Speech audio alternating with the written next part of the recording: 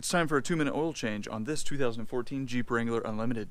6 quarts of 5W20, a filter, this one happens to be a S11665XL, a 5/16 to take off the oil filter cap, and then a 1/2 inch to take off the drain plug, well, and beer.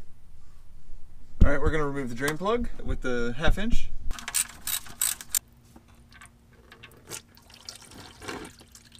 Remove the cover, and using your 15/16, remove.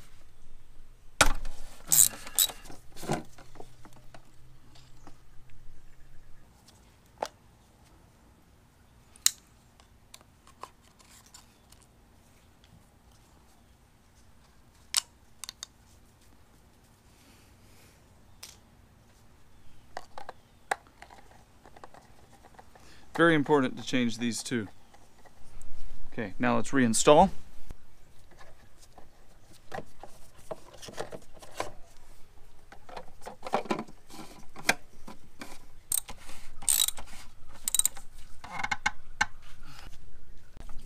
Reinstall the drain plug. Don't forget to hydrate. Add 6 quarts of 5W20. Cap back on. Cover back on.